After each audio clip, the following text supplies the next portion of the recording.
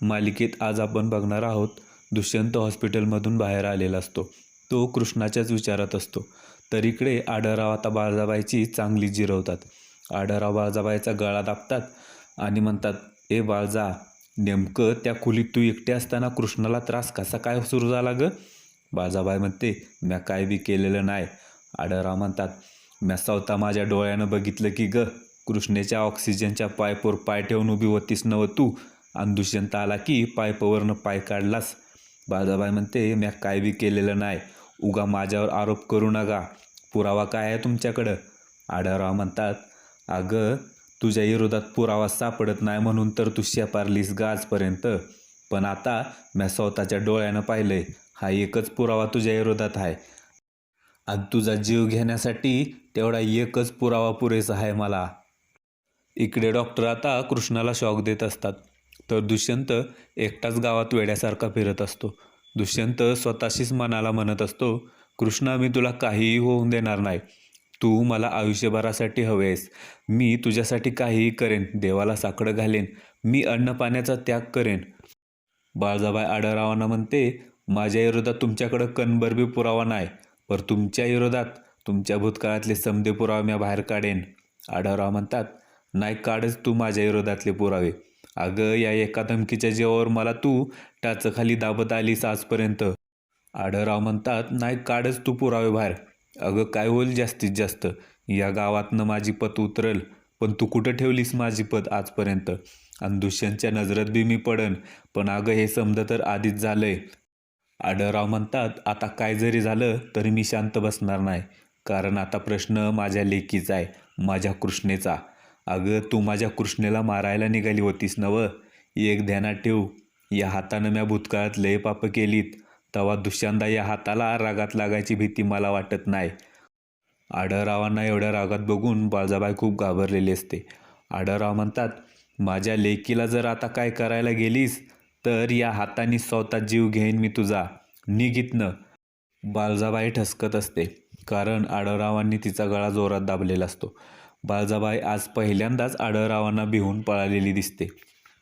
आता इकडे दुष्यंतला वाटेत एक गरीब म्हातारी भेटते.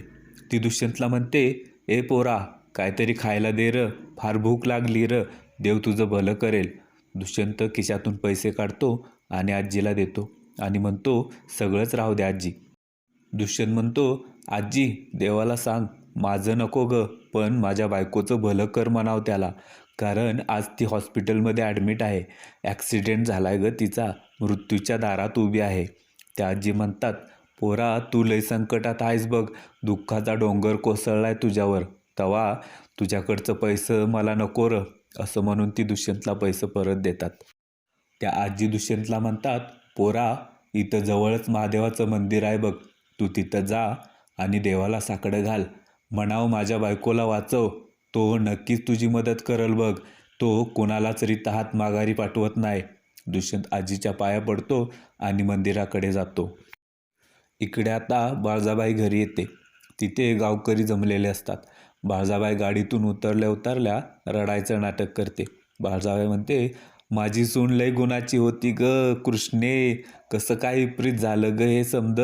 आता एवढ्यातच तिथं सावित्री ओव्हर ॲक्टिंग करत रडत येते. सावित्री म्हणते, कृष्णे अगं कशी गेलीस ग मला सोडून, कसं काय झालं र देवा हे, असं ती म्हणत असते. तिला वाटतं कृष्णा मेली बिली की काय. सावित्री खूप जोरात रडत असते, पण खोटं खोटं. बाळजाबाईला तिच्या रडण्याचा त्रास होत असतो. आता सावित्री चक्क बाळजाबाईच्या गळ्यात पडून रडते, खूप आरडाओरडा करत असते. बाळजाबाई तिला साईडला घेऊन जाते आणि म्हणते, अगं बस कर की आता, किती रडशील, गप्प बसायचं काय घेशील. आता इकडे दुष्यंत मंदिराजवळ आलेला असतो. तो गुरुजींना म्हणतो, गुरुजी माझी बायको हॉस्पिटलमध्ये खूप सिरियस आहे, मला तिच्यासाठी व्रत करायचं आहे.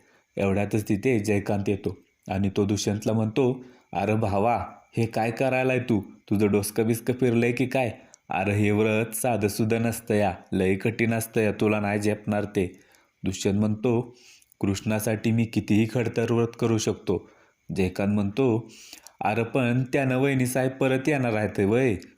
दुष्यंत म्हणतो, जयकांत काय बोलतोयस तू, कृष्णाचा श्वास अजून चालू आहे, मला खात्री आहे तिला काही होणार नाही, माझं मन मला सांगतंय ना, तिला काहीच होणार नाही. जयकांत आता बाळजाबाईला फोन लावतो आणि सांगतो, काकीसाहेब, दुष्यंत लय मोठं व्रत करायलाय, ते बी कृष्णासाठी. बाळजाबाई म्हणते, त्याला अडव. जयकांत म्हणतो, काकीसाहेब, मी त्याला लय अडवायचा प्रयत्न केला, पण तो माझा ऐकत नाही. बाळजाबाई म्हणते, माझा फोन दे त्याला. पण दुष्यंत बाळजाबाईचा फोन घ्यायला तयार नसतो. आता बाळजाबाई खूप घाबरलेली असते. ती म्हणत असते, कृष्णा जर वाचली तर माझं काय खरं नाही, काहीतरी केलं पाहिजे. इकडे आता हॉस्पिटलच्या बाहेर सगळे गावकरी जमलेले असतात. ते कृष्णाची विचारपूस करायला आलेले असतात. काही जणांनी कृष्णासाठी जेवण आणलेलं असतं. एका आजीने चटणी भाकर आणलेली असते, तर दुसऱ्या एका लहान मुलीने कृष्णासाठी खरवस आणलेला असतो. आता आढळराव बाहेर येतात आणि सगळ्यांना म्हणतात, तुम्ही समधी कृष्णाच्या लय जवळची, जीवा भावाची माणसं हायसा. तवा म्या तुम्हासनी खोटं बोलणार नाही, पर आपली कृष्णा अजून बी धोक्यातच आहे. पर तुमच्या सर्वांचे एवढे आशीर्वाद आहेत म्हणल्यावर या सगळ्या संकटातनं ती लवकरच बाहेर येईल, असं म्हणताना आढळरावांचा कंठ दाटून आलेला असतो. आढळराव आता गावकऱ्यांनी कृष्णासाठी आणलेलं जेवण घेतात आणि त्यांना सांगतात, रातच्याला तुम्ही समधी इथं थांबू नका, घरला जाऊन आराम करा. आढळराव म्हणतात, कृष्णे, कोण म्हणतं ग तू गरिबा घरची आहेस म्हणून? अगं, जगातली सगळ्यात मोठी श्रीमंती तुझ्याकडं आहे बघ. ही तू कमावलेली माणसं आज इथं तुझ्या पाय तुला आशीर्वाद देण्यासाठी जीवाचं रान करून उभे आहेत. आढळरावांच्या डोळ्यात पाणी आलेलं असतं.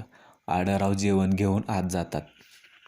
इकडे आता दुष्यंत हातावर दिवा घेऊन गुडघ्यावर बसून मंदिराची एक एक पायरी चढत असतो.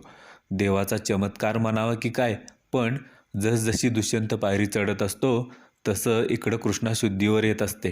आता आढळराव तिथे येऊन कृष्णाची हालचाल बघतात. उद्याच्या भागात आपण बघणार आहोत, कृष्णाला शुद्ध आलेली पाहून आढळराव खूप खुश होतात आणि ते लगेच बंब्याला फोन करून सांगतात की आपली कृष्णा शुद्धीवर आली. दुष्यंत आता लगेच तिथे येतो. तो कृष्णाचा हात धरतो, परंतु कृष्णा अजूनही दुष्यंतवर रागावलेलीच असते. ती दुष्यंतकडे बघत सुद्धा नसते.